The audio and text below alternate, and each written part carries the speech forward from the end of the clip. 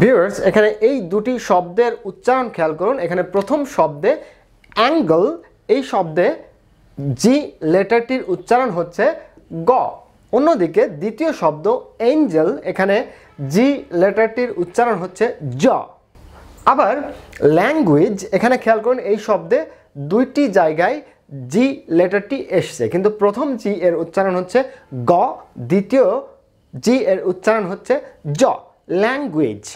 আবার এখানে খেয়াল করুন এই শব্দটিকে আপনি কি জিঞ্জার উচ্চারণ করবেন নাকি গিঞ্জার উচ্চারণ করবেন। আবার দেখুন অ্যাসাইনমেন্ট, ASSIGNMENT, এখানে কিন্তু শব্দের স্পেলিংয়ে জি রয়েছে, কিন্তু উচ্চারণে কি জি এর উচ্চারণ হচ্ছে? Assignment, assignment. তাহলে সব মিলিয়ে কি দাঁড়াচ্ছে? ইংরেজি শব্দে এখানে যেগুলো আমরা আলোচনা করেছি সেগুলোতে আমরা দেখতে পাচ্ছি জি লেটারটি সর্বমোট 3 ভাবে উচ্চারিত হচ্ছে।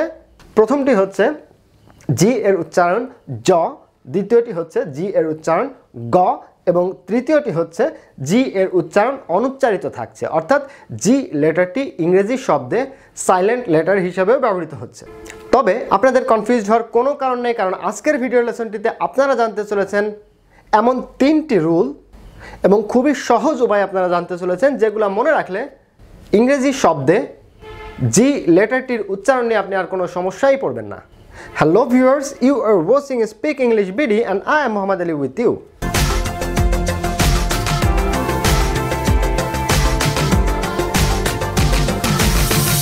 তো ভিউয়ার্স, রুল নাম্বার 1 অনুযায়ী ইংরেজি শব্দে জি লেটার এর উচ্চারণ জ হবে যদি ওই জি এর পরে ওয়াই, ই বা আই থাকে।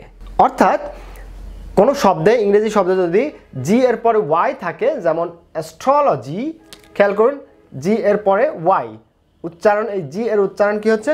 জ, অ্যাস্ট্রোলজি।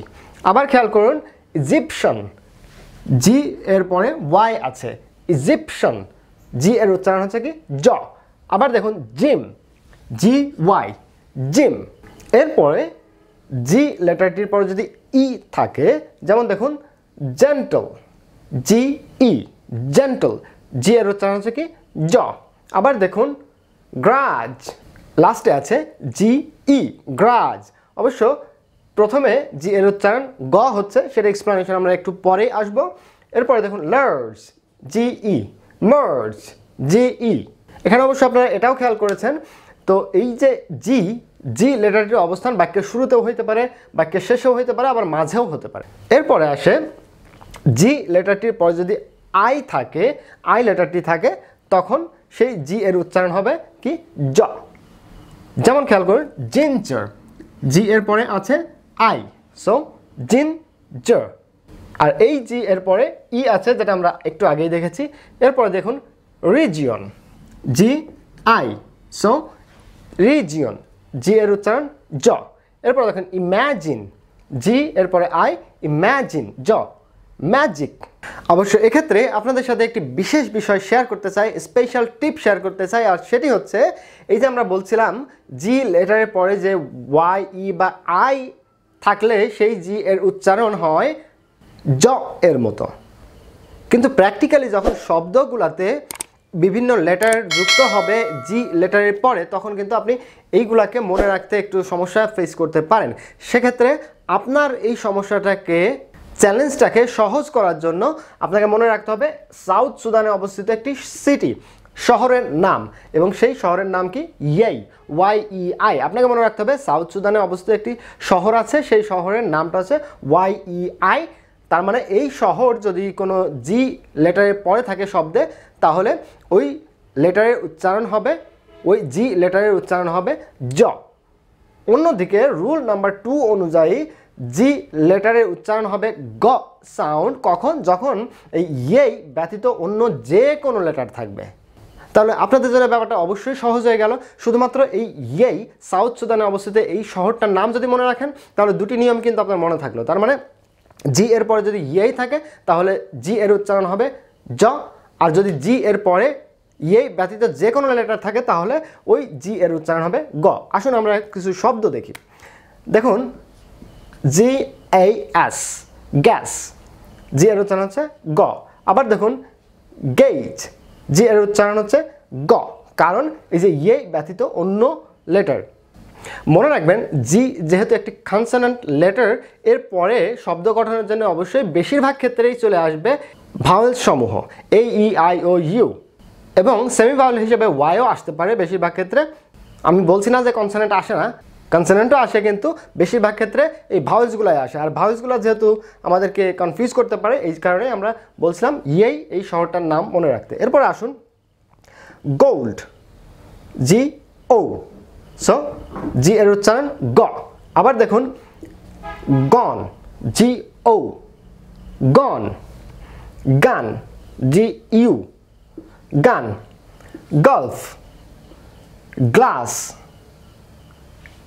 এরপরে দেখুন গ্রিপ, এতক্ষণ কিন্তু জি লেটার এর পরে ভাওয়েলস ছিল, এখন আসছে কনসোনেন্ট, গ্রিপ। গুগল।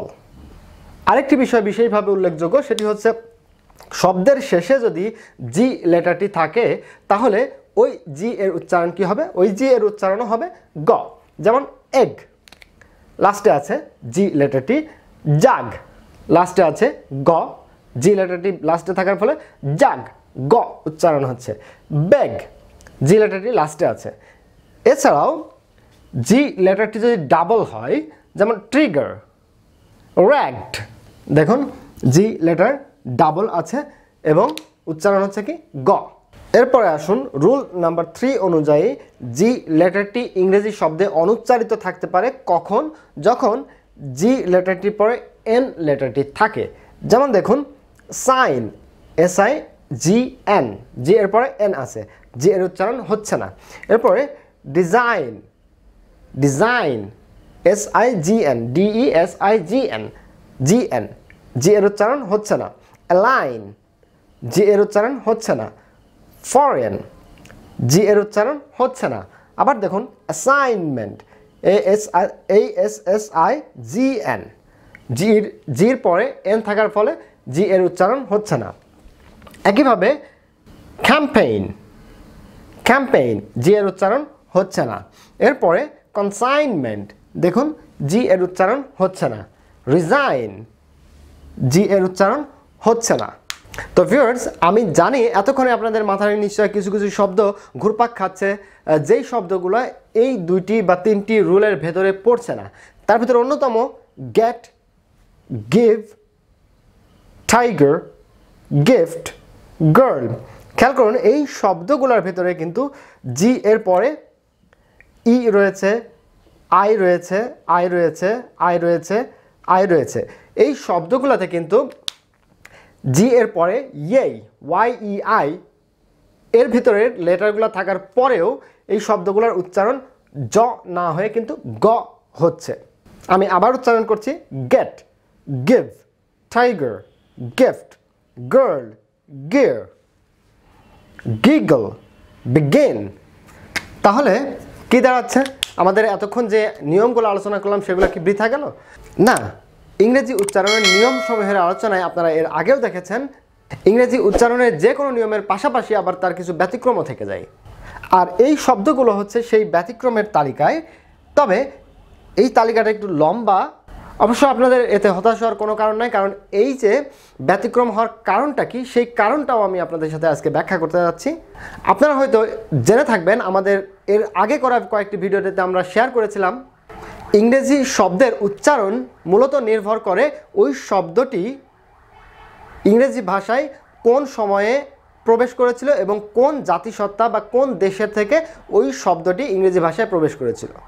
আর যেহেতু ইংরেজি ভাষার শব্দভাণ্ডার অনেক বিস্তৃত, অনেক এনরিচড, বিভিন্ন ভাষাভাষীর কাছ থেকে শব্দসমূহ এসেছে, এ কারণে সবসময় কিন্তু রুলস বা নিয়ম দিয়ে আমরা সবসময় ব্যাখ্যা করতে পারি না, কিছু এক্সেপশন থেকেই যায়।